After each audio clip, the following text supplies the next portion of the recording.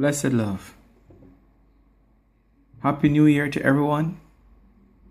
I wish by the grace of God, all God's greatest blessings pursue you, overtake you, pass you, turn on and head right back at you and crash into you and just overwhelm you and just abide with you for the rest of 2016 and beyond.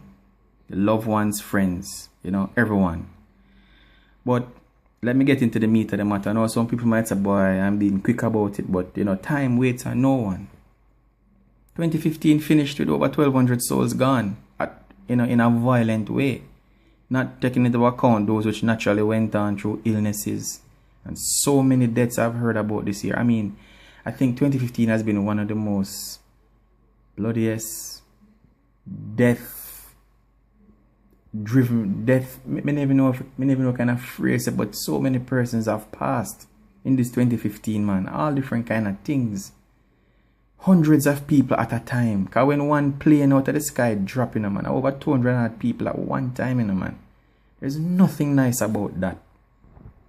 Nothing. And the people who trying to flee from the ISIS, terrified countries into Greece and Europe, thousands sometime, in a day, just gone to the bottom of the ocean.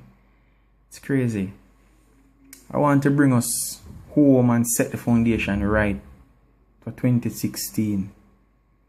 Looking at the Bible, 2 Peter chapter 3 verse 10. But the day of the Lord will come as a thief in the night, in which the heavens shall pass away with a great noise, and the elements shall melt with fervent heat. The earth also and the works that are therein shall be burnt up. Now, initially when I read this thing, I used to wonder how is that possible, The elements are melted fervent heat. Because it's just gases and all these molecules up there and stuff like that. But the sun is millions of miles away and all these billions of miles away. But But then I read the scripture and I say, yo. And then it hit me. I said, Marlon, come on. You know better than that, Willi. When you think about when spaceships are re-entering Earth's surface, you hear about the friction between the object and the Earth's magnetic field. And the friction caused between both because of the speed the object is moving and the particles that construct our magnetic field. You get, fire being the result. When asteroids pass close to Earth's surface, they burn up in fire. So the Earth has a magnetic field that actually protects us as well from the energy that comes from the sun. Now, solar radiation is a serious thing. And the only reason, on a physical level now, we know it's God, but we're talking a little bit of science now. The only reason that the Earth is not looking like Mars, parched, desolate and bare, is because we have an ozone layer, i.e. magnetic field. Now, the Earth is one big magnetic field. North Pole, South Pole, ring a bell? The Earth's core is made of molten rock. Now,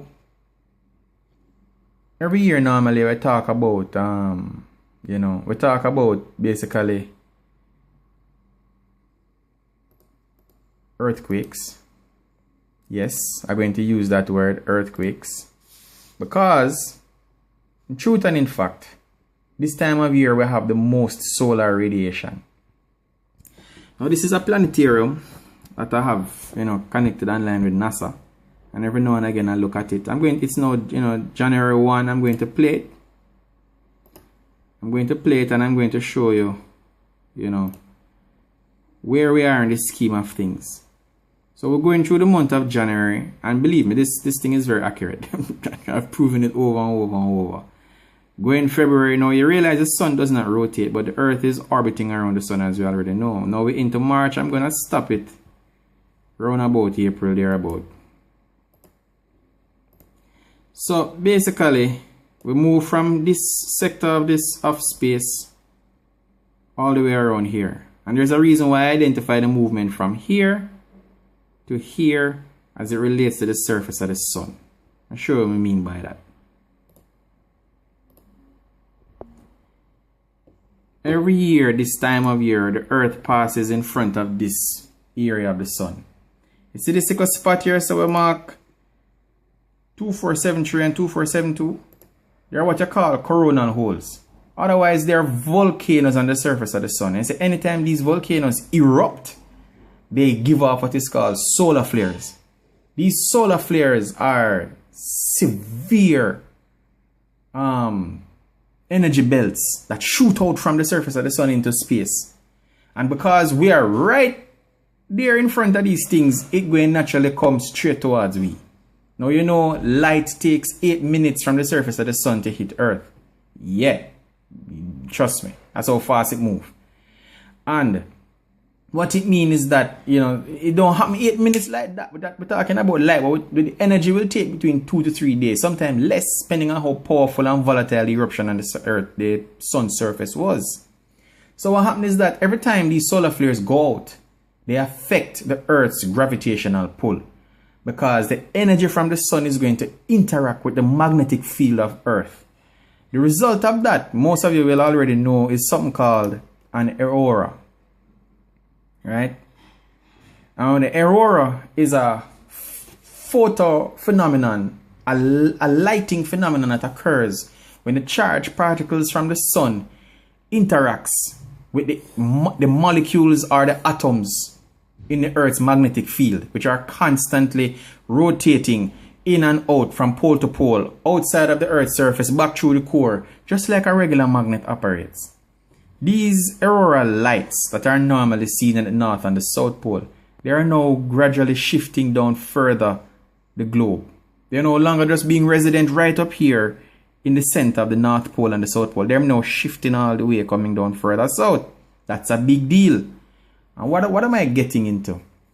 Do you realize for the last 3 years, in 2014 was bad, coming into 2015 and now in 2016, realize we have not really had a winter this year. It's been generally hot, records heat, all kind of thing. Now, when you find that the sun's particles are coming in the magnitude that they're in, entering Earth's atmosphere, that is causing what they call the greenhouse effect, the global warming thing. So more and more of it is happening. Why? Earth's magnetic field is going through a change. The ozone layer is being depleted. Because of what? Me and you. We are destroying the ozone layer with our reckless, careless ways of life.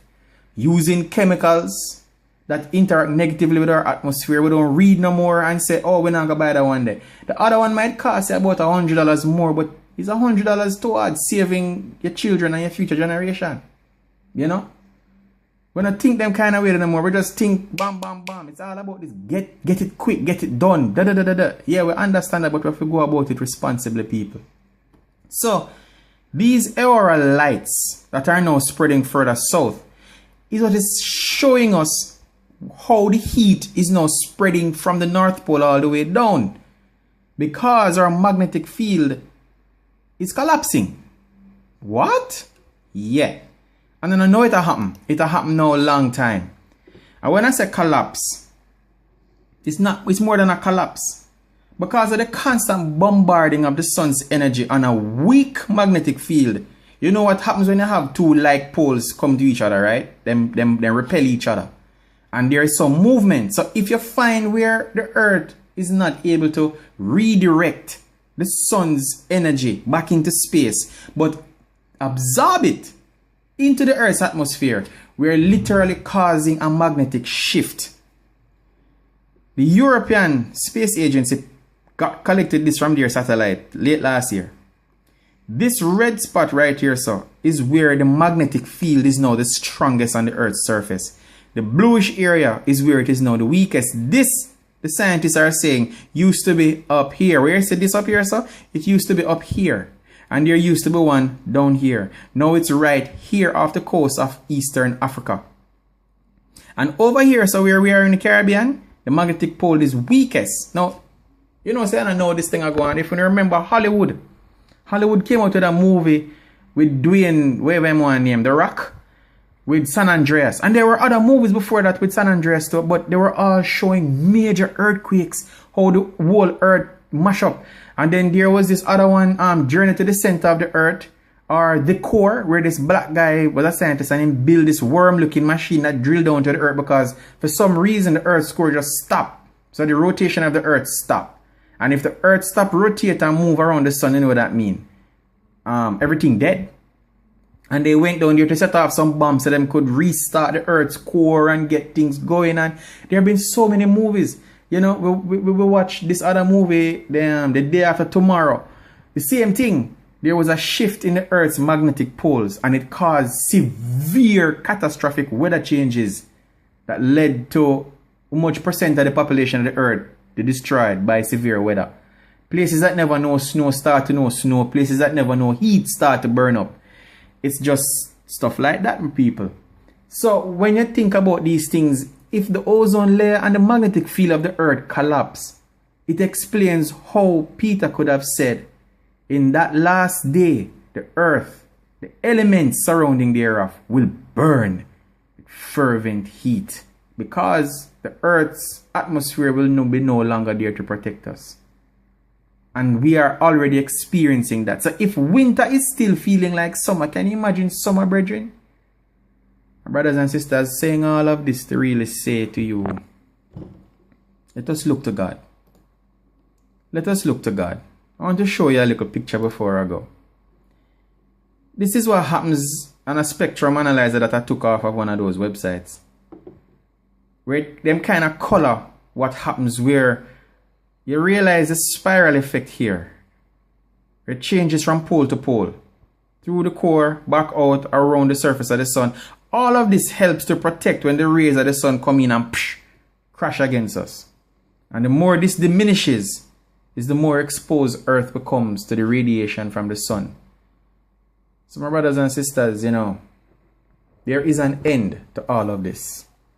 It is my prayer, you know, the Bible said that my people perish for lack of knowledge. Well, I believe my responsibility is to help with my little knowledge, my little research, share this knowledge, that you, my friends, my people, don't perish.